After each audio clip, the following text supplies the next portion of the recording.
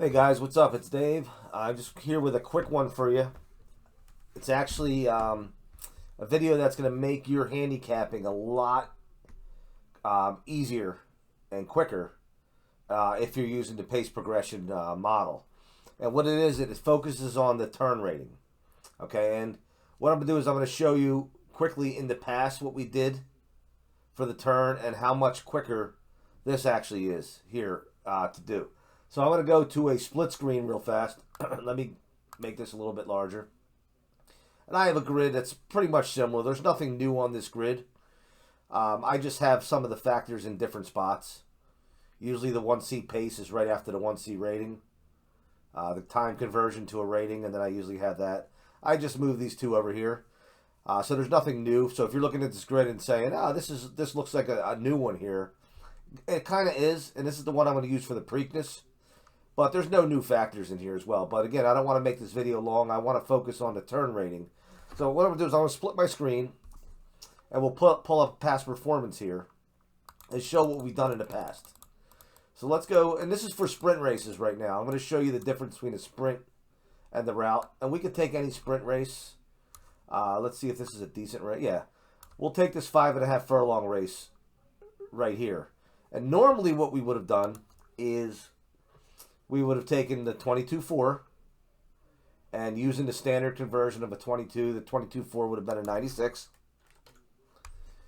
And then over here we use a 44 as our standard. And that would be a 47.2, would be an 83. And that's where we would have got our 1C rating, a 2C rating. And then the turn, this is where you're going to save your time here.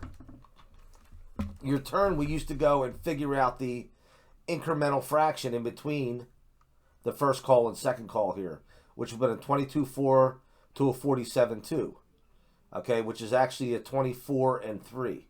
And then we'd have to, in our head, take a 22 as the standard, and a 24.3 would be an 87. And again, that took time, especially if you can't do them as fast as, I do them, or somebody else who's quick with the mental math and been doing this a while here. Now all you got to do is take that 87. Well, actually, we'll leave that 87 there so you can see it.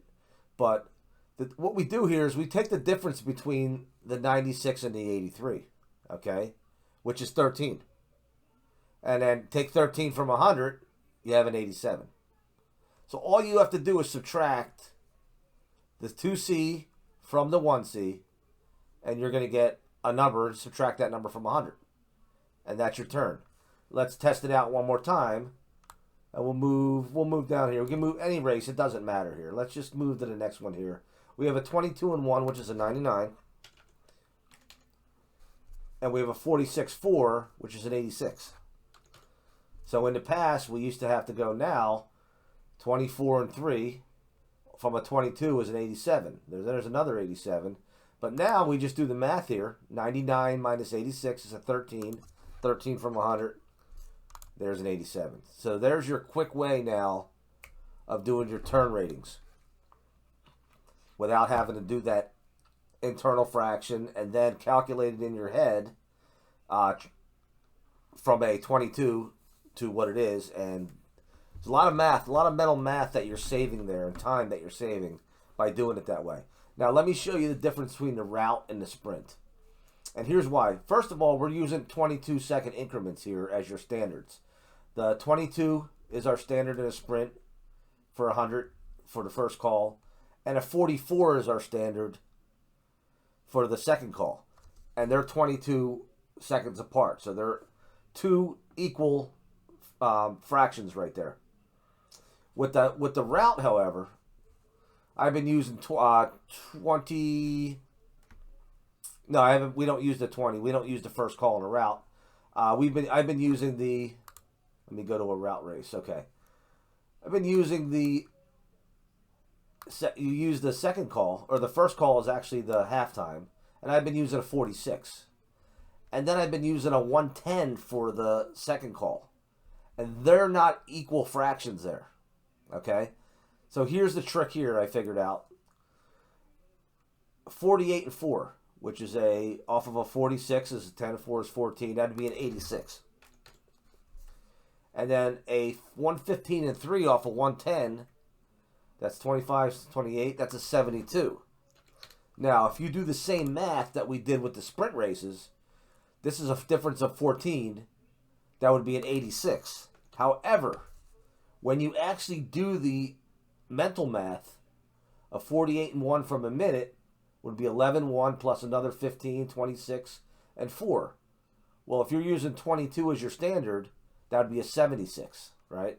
So with a route, all you have to do, if you're using the same numbers I'm using, 46 as a standard half and a 110, you have two choices.